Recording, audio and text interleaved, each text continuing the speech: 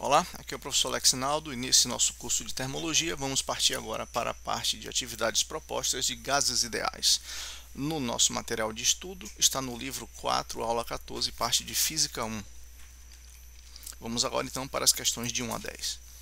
Primeiro, analise o gráfico a seguir. Se entre os estados A e B mostrados na figura um mol de gás ideal passa por um processo isotérmico, então veja que é uma quantidade fixa. As curvas que podem representar, ou a curva que pode representar a função pressão, volume, pressão em função do volume desse processo é ou são. Então, vamos lá. Como ele diz que se trata de um processo isotérmico,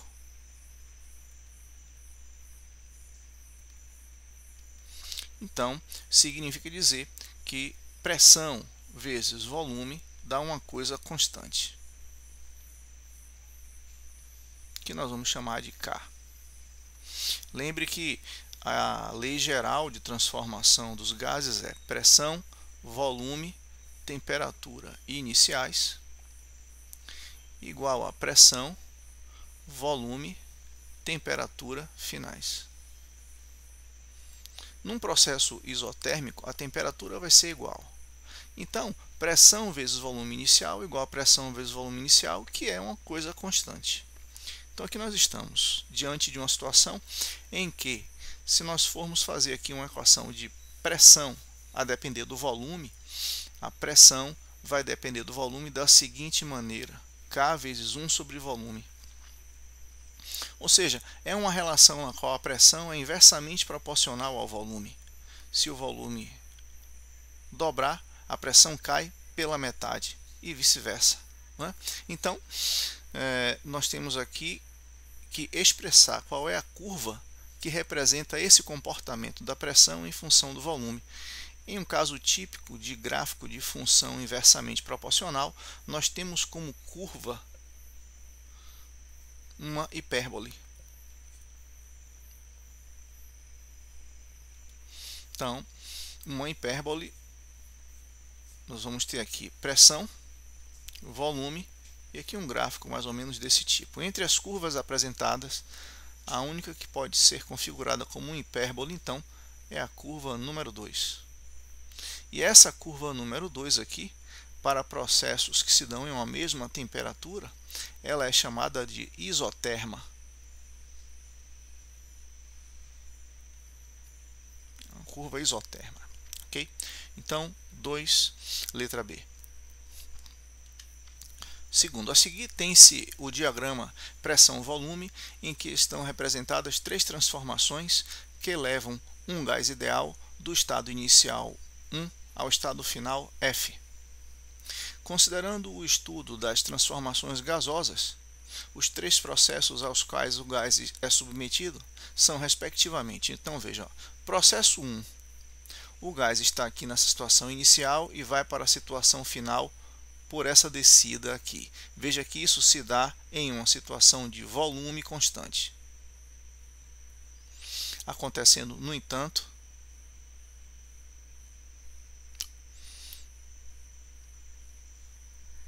a alteração na pressão.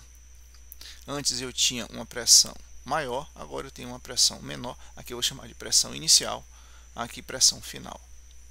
Então, a transformação número 1, como ela se dá a volume constante, ela é chamada de isovolumétrica.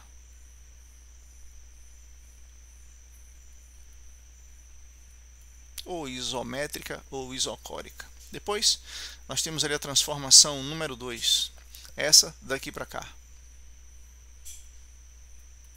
Veja que nessa transformação número 2, ela se dá a uma pressão constante. No entanto, o volume sai de um valor volume inicial para um volume maior final. O gás se expande em uma mesma pressão. Então, a transformação número 2, que se dá a uma mesma pressão, essa pressão P aqui, ó, ela é isobárica. Bom, a transformação número 3 não ficou muito claro ali no gráfico, faltou indicar o término dela, mas seria essa daqui, ó, de I para F, F terminando aqui. Ok? Bom, nós já vimos da questão anterior que essas curvas, essas hipérboles, elas têm o nome de isoterma. Então nós temos aí três isotermas. Nós temos a isoterma de 150 kelvins, a isoterma de 250 kelvins e a isoterma de 350 kelvins. Veja que pelo caminho número 3, a transformação se dá a uma mesma temperatura de 250 kelvins. Ok? Então a 3 ela é uma transformação isotérmica. Então, na sequência, isovolumétrica, isobárica e isotérmica, segunda questão, letra C. 3. Uma pessoa abre sua geladeira, verifica o que há dentro e depois fecha a porta dessa geladeira. Em seguida, ela tenta abrir a geladeira novamente, mas só consegue fazer isso depois de exercer uma força mais intensa do que a habitual. A dificuldade extra para reabrir a geladeira ocorre por quê? Então, veja bem aqui, ó. Eu vou representar a geladeira e a sua porta. No início você tem aqui a geladeira. Vou fazer aqui a sua porta na cor vermelha. E aí, você então abre a sua geladeira. Representando aqui a porta aberta. Bom, aqui fora nós vamos ter pressão atmosférica e vamos ter temperatura ambiente. E todo esse gás que está aqui fora, nessa pressão e nessa temperatura, quando a gente abre a porta da geladeira, ele entra na geladeira. Então, para cá eu vou ter pressão atmosférica e temperatura do ambiente entrando na geladeira. Logo depois disso, nós vamos então fechar a porta da geladeira. Fechando de novo.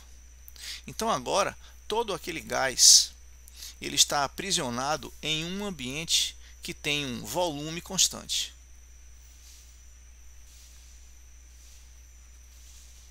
Que é o volume interno da própria geladeira. E a pressão vai sofrer alteração, porque a temperatura vai sofrer alteração. Ok? Nós temos então pressão inicial, volume inicial, temperatura inicial, pressão final, volume final, temperatura final. Nesse caso, vai acontecer aqui dentro um resfriamento.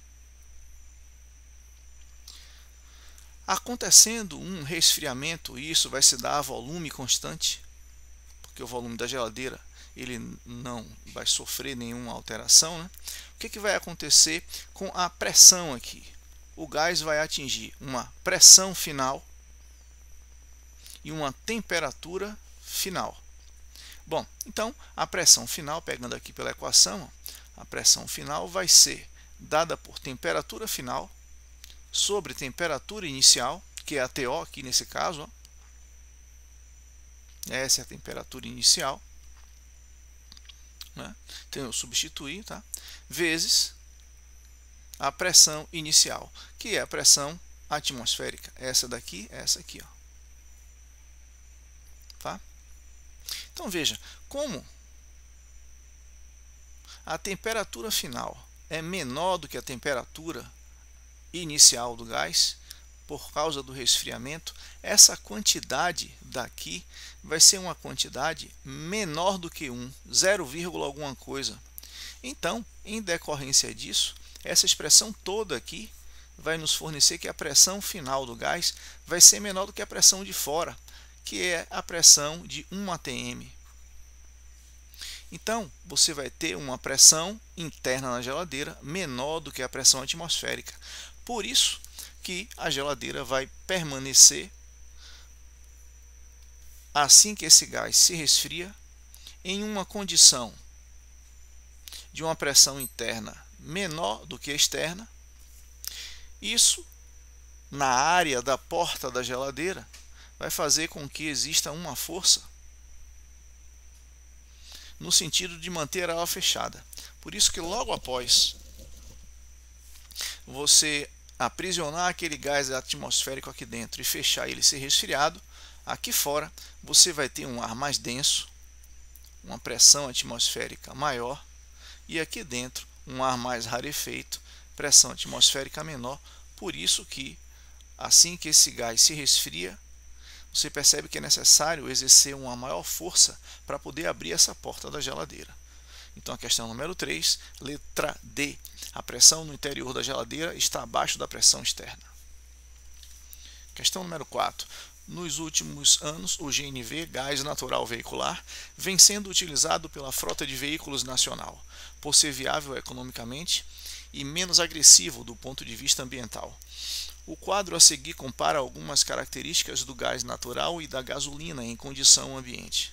Então nós podemos ver aqui o seguinte: a densidade em quilograma por metro cúbico e o poder calorífico, a quantidade de energia que pode ser obtida através da queima de 1 kg desse material. Então, 1 kg de GNV emite 50.200 kJ, enquanto que 1 kg de gasolina pode fornecer 46.900 kJ. Então nós podemos dizer que essas duas quantidades aqui, ó, são praticamente iguais. Já com relação à densidade, né, se nós estivermos levando em consideração a pressão ambiente, o GNV tem uma densidade de 0,8 kg por metro cúbico, enquanto a gasolina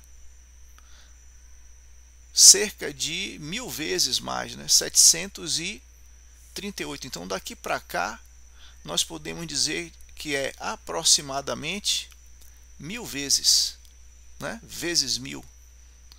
Bom, então apesar de 1 kg de GNV ter uma densidade aproximadamente 1000 vezes menor do que a densidade da gasolina, 1 kg de GNV e 1 kg de gasolina podem produzir aproximadamente a mesma quantidade de energia em quilojoules, né? Então, apesar das vantagens do uso de GNV, sua utilização implica algumas adaptações técnicas, pois em condição ambiente, o volume de combustível necessário em relação ao de gasolina para produzir a mesma energia seria um volume cerca de 1000 vezes mais, porque você sabe, né? Densidade é igual a massa sobre volume. Volume é igual a massa vezes densidade.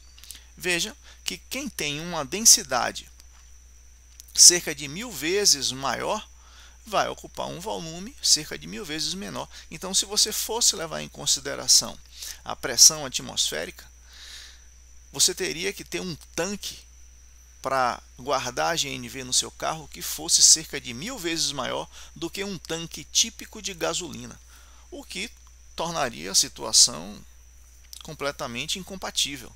Então, a única maneira de você armazenar esse GNV é sob alta pressão, ok? Então, o volume seria muito maior, o volume ocupado pelo GNV para produzir o mesmo poder energético, o que requer que ele seja armazenado em um tanque de alta pressão. Ok? Então, letra B.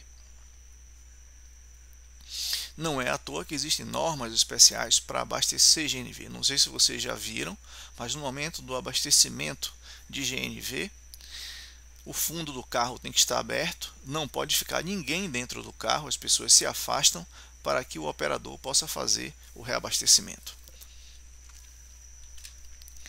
Questão número 5. Para se realizar determinada experiência, são feitos os seguintes procedimentos. Coloca-se um pouco de água em uma lata, com uma abertura na parte superior, destampada, a qual é, em seguida, aquecida, como mostrado na figura 1. Então, primeiro, na situação número 1, nós temos aqui a lata aberta, tem água aqui dentro, e nós colocamos uma chama aqui embaixo.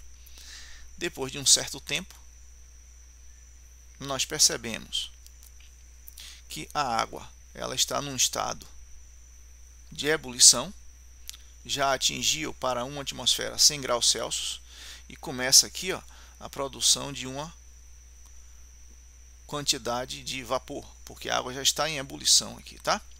Pronto. Logo depois disso, ele diz que o sistema é tampado. Então é colocado aqui uma tampa, só que a água aqui dentro, aqui já atingiu, né, os 100 graus. Aqui também ainda permanece a 100 graus Celsius, assim que eu tiro a chama. Mas aqui dentro eu tenho aprisionado uma grande quantidade de partículas de vapor d'água. Pronto. E aí o que é que ele manda fazer logo em seguida? Ele manda pegar esse material que está aprisionado,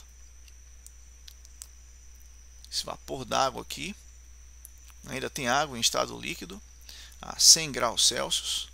Então ele manda você dar um banho de água fria aqui. Então vamos jogar água fria na lateral aqui, ó. O que vai acontecer? Essa água fria, em contato com a parede de alumínio, vai promover uma troca térmica muito intensa, né? Uma troca de calor muito intensa. Será retirado o calor desse ambiente. Lembre-se que o calor flui do quente para o frio, né?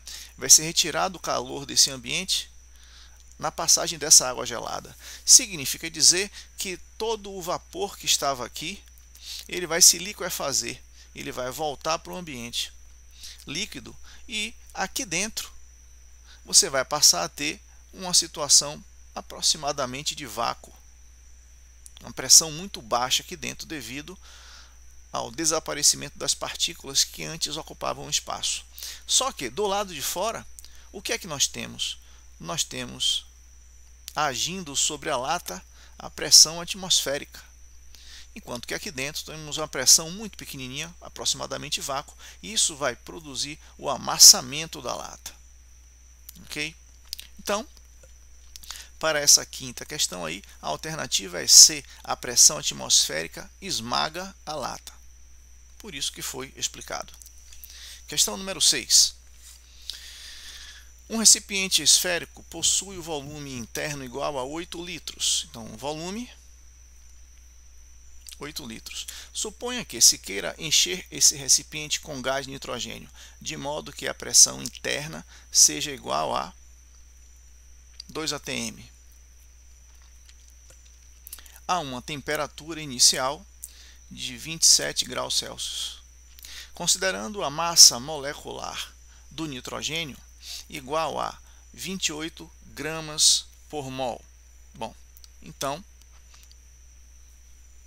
28 gramas ocupam 1 mol. Pela massa molecular que ele deu aqui, né?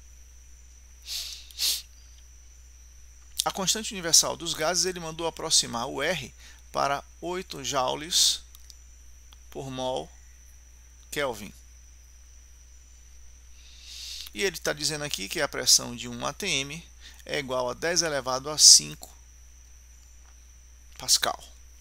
Então, calcule a massa desse gás que caberia no recipiente sob as condições citadas. Calcule a massa desse gás. Qual seria então? Bom, inicialmente, vamos pegar aqui a equação de Clapeyron, PV igual a nRT. Podemos fazer isso porque se trata de um número de mols fixo e encontrar o número de mols. Então, N igual a PV sobre RT. Agora, vamos ver aqui, ó, o que é que nós temos que fazer a título de alteração de unidades de medida. Então, vamos lá. Primeiro, pressão. Vou deixar com atmosferas mesmo. 2. Só que, na verdade, vou ter que fazer, ó, uma conversão. Por quê? Porque você tem que ficar de olho sempre na constante que ele deu no problema. A constante, ela está no Sistema Internacional de Unidades. né? Tem Joule, tem Kelvin. Então todas as outras vão ter que se ajustar. Então, se essa pressão aqui foi dada em ATM, e 1 ATM é 10 à quinta Pascal, então 2 ATM equivale a 2 vezes 10 à quinta Pascal.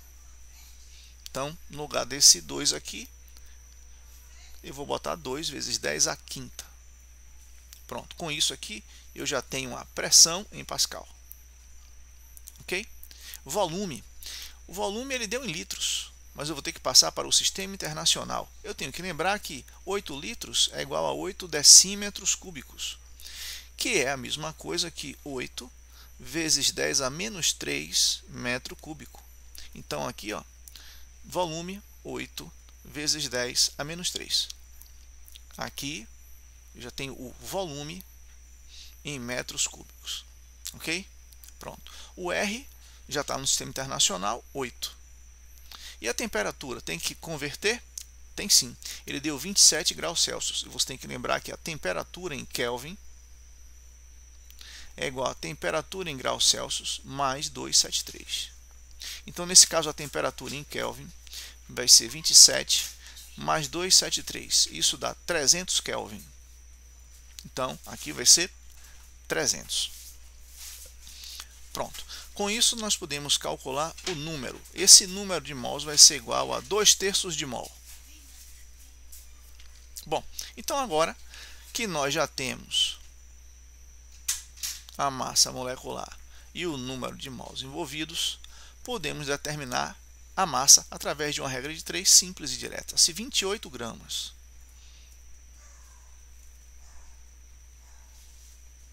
ocupam 1 mol, 2/3 de mol vai ocupar X. Então, o X aqui vai ser igual a 18,67 gramas.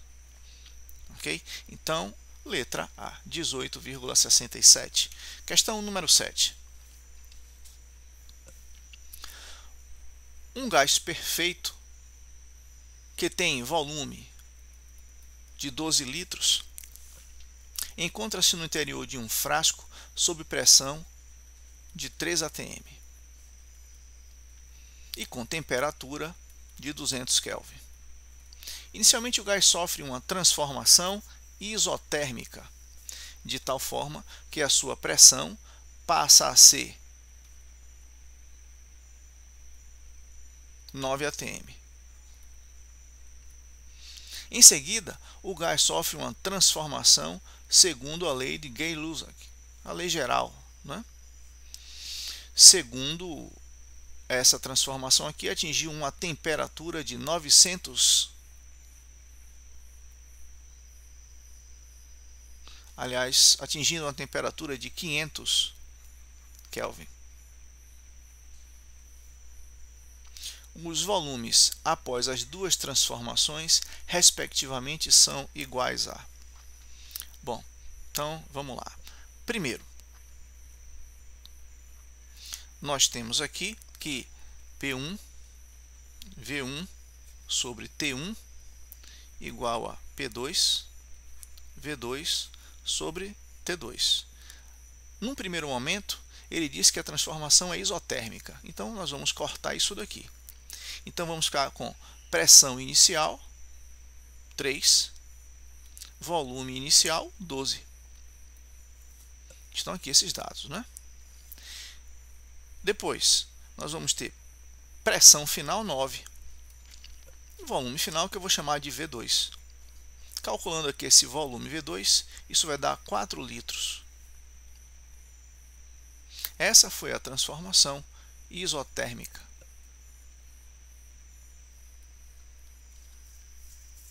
Depois, ele faz uma transformação segundo a lei de Gay-Lussac, a lei geral. Nós vamos ter, ela agora está no estado 2, né? P2, V2 sobre T2 igual a P3, V3 sobre T3.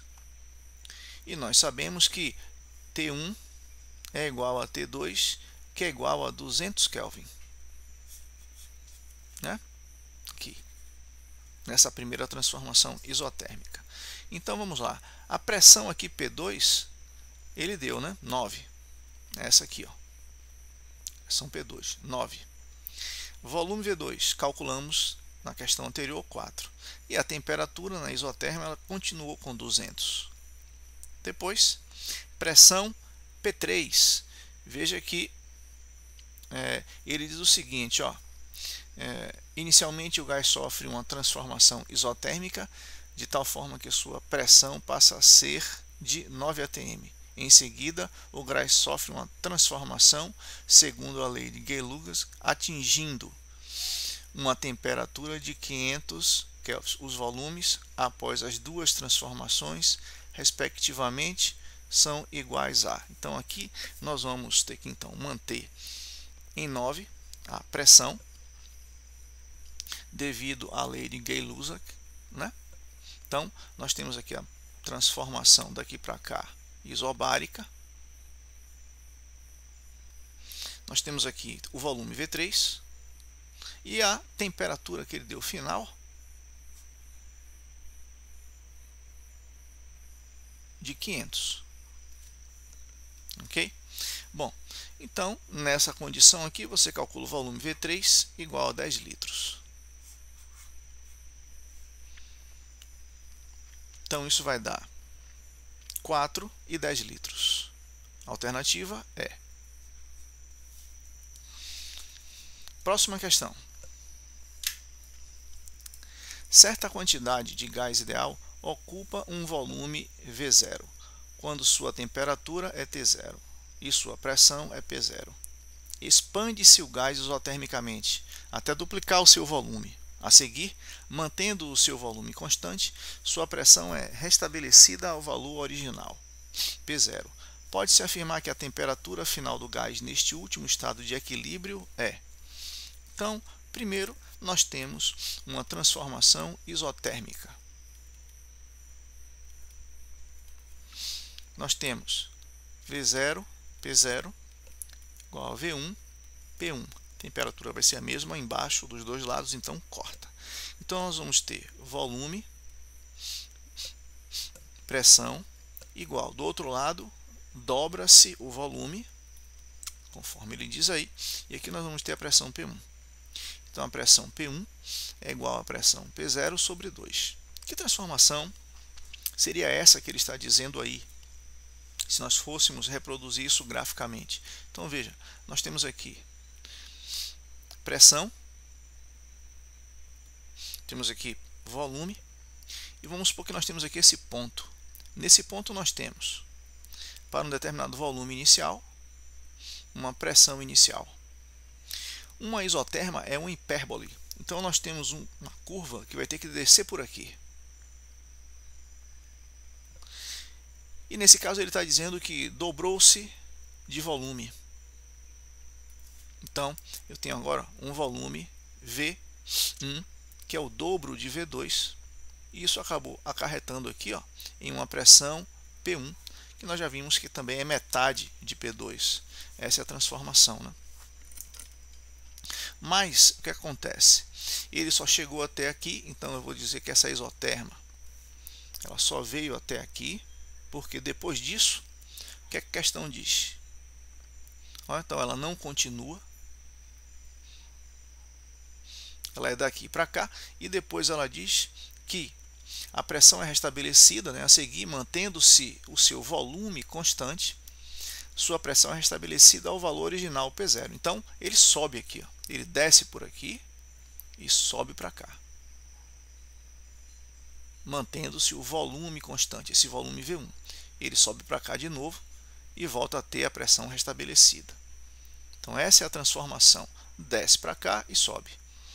Uma isoterma seguida de uma isovolumétrica. Tá bom? Então é isso que ele está querendo dizer aí. Bom, então, continuando.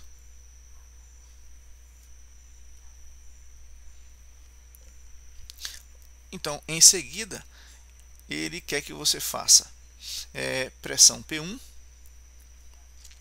sobre temperatura T1 igual a pressão P2 sobre temperatura T2, já que é isovolumétrica, o volume que é em cima cortou, né, porque fica igual. Só que a pressão P1 nós vimos que é a pressão inicial sobre 2. A temperatura T1 é igual à temperatura T0. Veja, aqui é a temperatura T0, aqui é a temperatura T1, que é tudo T, né? Isso aqui é uma isoterma, né? Então aqui nós temos a temperatura T1 igual a T0, tá? Pronto. Do outro lado, a pressão P2. A pressão P2 é igual à pressão inicial, né? Essa daqui seria a pressão P2, que foi restabelecida no valor da pressão inicial P0, né? Então a pressão P2 aqui, ó, é a mesma pressão P0, ok? Sobre a temperatura T2.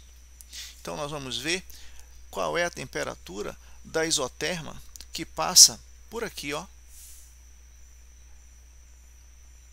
Essa que seria a temperatura T2, ok?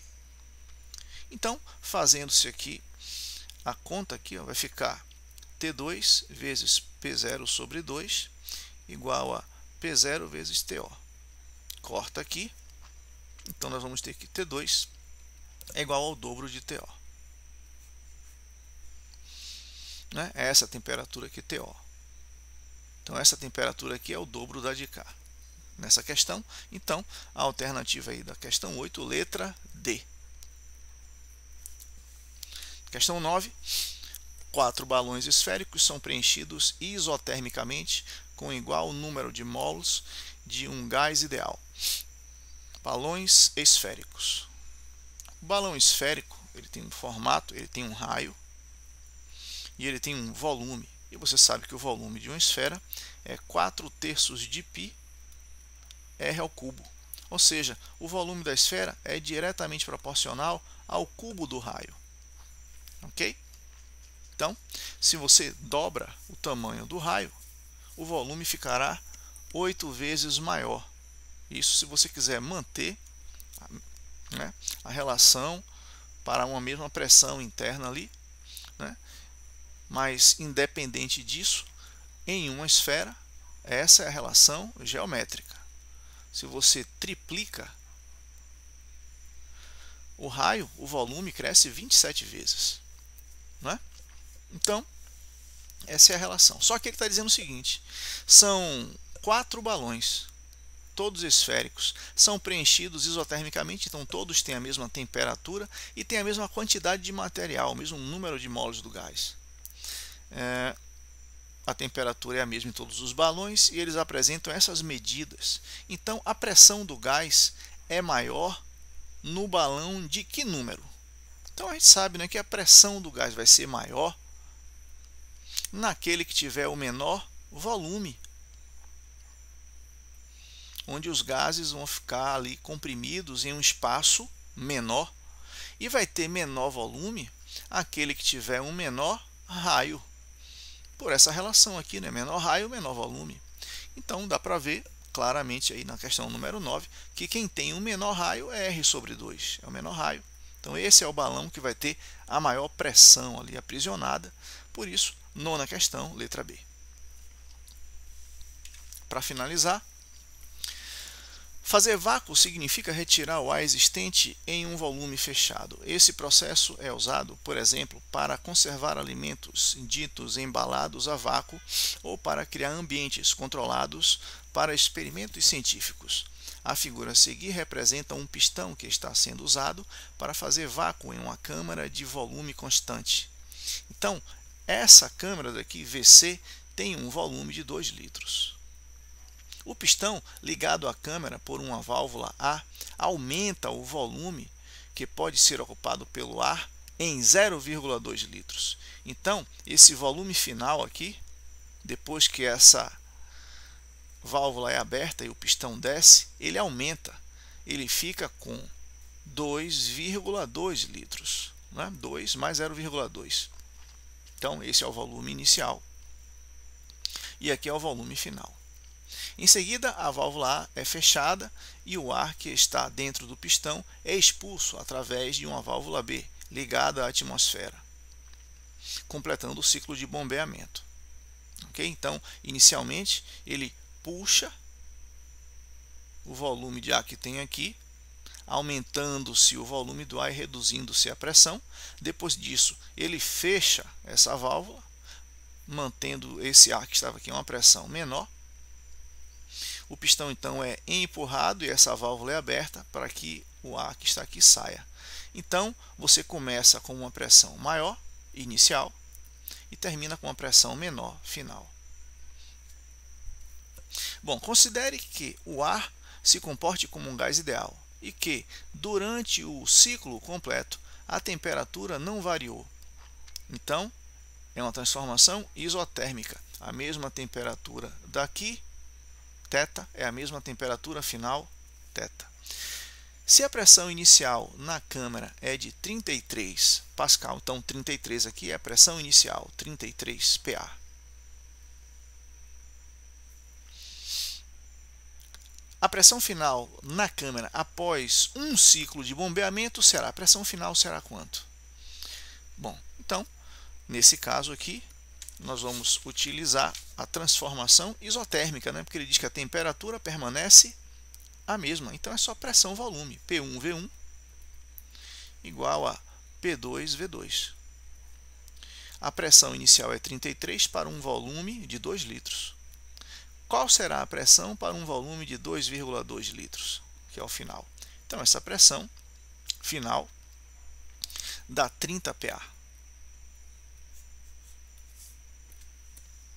Ok? Então, alternativa, letra A.